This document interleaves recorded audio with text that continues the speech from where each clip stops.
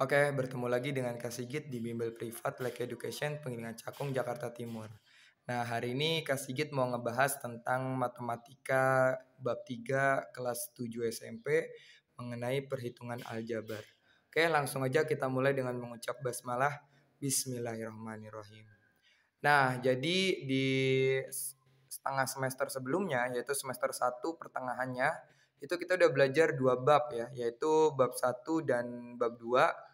Yang pertama itu masih tentang bilangan bulat ya, tentang perhitungan bilangan bulat. Kemudian yang kedua itu tentang himpunan pada materi matematika kelas 7 SMP. Nah, kita sekarang masuk ke materi bab berikutnya, yaitu bab ketiga, yaitu mengenai perhitungan aljabar. Nah, aljabar inilah ilmu yang membuat Kak Sigit kaget ya, karena aljabar adalah ilmu matematika yang menghubungkan antara angka dengan huruf. Nah, ini pas Kak Sigit kelas 7 SMP, ini Kak Sigit kaget ya. Angka sama huruf bisa kawin. Nah, jadi bisa bergabung angka sama huruf. Tapi insya Allah jangan khawatir, kita akan berusaha bagaimana caranya biar bisa. Nah, pertama bagian kita langsung masuk ke materi ya. Bagian-bagian pada aljabar. Nah, ini ada 2x. Ini Kak Sigit kalau nulis x kayak gitu ya. Jadi dulu waktu Kak Sigit SMP, Kak Sigit diajarin guru Kak Sigit kalau X kayak gini, ini boleh sebenarnya nulis X kayak gini.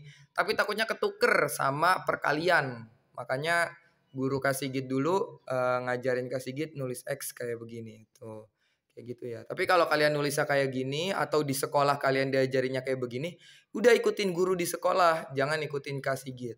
Karena guru di sekolah itu lebih penting ilmunya ya. Jadi jangan ikutin kayak Kak Sigit. Tapi kalau kalian udah nyaman kayak gini ya boleh diikuti.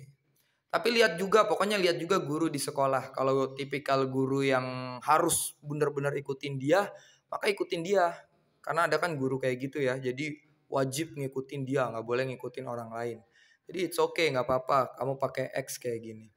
Terus 2x plus 4. Nah, ini kan ada 2 angka ya. Ini hurufnya ada 1 tapi nempel ke angka 2. Nah, ini disebut suku. Nah, ini suku, ini suku. Ya, jadi ada berapa suku? 2 suku. Nah, nanti di awal aljabar kalian kebanyakan mencari tentang suku kayak gitu. Jadi kalau yang beda-beda ini jadi suku-suku. Ini suku, 1 suku, 2 suku, 3 suku. Berarti ada 3 suku. 1 suku, 2 suku, 3 suku, 4 suku. Berarti ada 4 suku. Kecuali ada yang bisa digabung. Misal 2x terus ada x yang lain. Ada 3x misalkan. Maka itu digabung dulu baru dihitung sukunya. Kayak gitu. Nah, itu mengenai suku. Nah, terus dalam aljabar itu ada 3 hal penting yang harus kita tahu, yaitu namanya koefisien, variabel, dan konstanta. Ada koefisien, variabel, konstanta. Ini saran Kak Sigit kalian mesti hafal. Ya.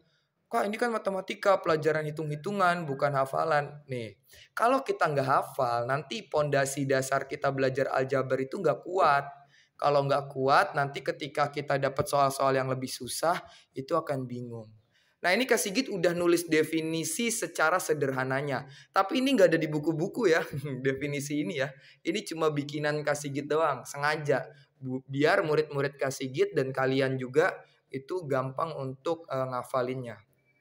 Pertama, koefisien adalah angka yang berikatan dengan huruf atau variabel. Jadi koefisien adalah angka yang berikatan dengan huruf atau variabel. Jadi ini nih. Nah, ini berarti adalah koefisien karena dia berikatan sama X. Ini koefisien bukan? Bukan, karena tidak ada huruf. Ya, jadi koefisien itu adalah angka yang berikatan dengan huruf. Tapi saran Kak Sigit, nanti kalau kalian di ujian, di ulangan harian ya, jangan pakai definisi Kak Sigit ya. Ini Kak Sigit definisinya ini untuk mempermudah aja. Ya, kalian cari lagi di internet, cari lagi di buku-buku dari para yang lebih ahli, dari para ilmuwan, khususnya ilmuwan matematika. Kalau Kak Sigit kan condongnya itu ilmuwan biologi ya, ilmuwan IPA. Jadi gak bisa dijadikan rujukan pasti.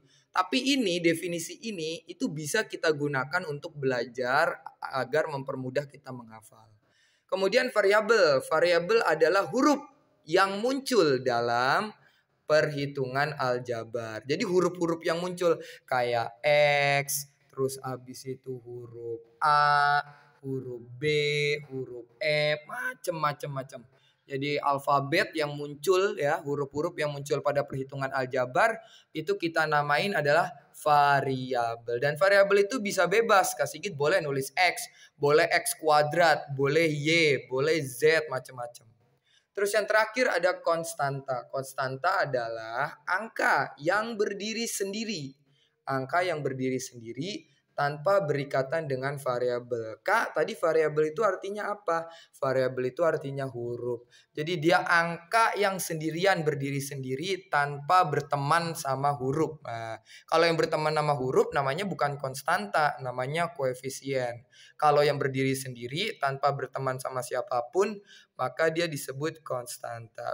Contohnya adalah 4. Contohnya kalau yang di sini itu min 5, kalau yang di sini itu plus 4, tapi ntar dia jadi min 4 ya, karena dikali ke sini. Nah, terus dah oke. Kayak gitu. Jadi itu yang disebut konstanta. Jadi pada perhitungan aljabar ada beberapa hal penting yang harus kita tahu, yaitu mengenai suku ya, kemudian mengenai koefisien, angka yang berteman nama huruf, kemudian variabel yaitu huruf-huruf yang muncul, kemudian konstanta, angka yang berdiri sendiri tanpa berteman sama huruf, ya kan tuh. Dia nggak punya temennya kan?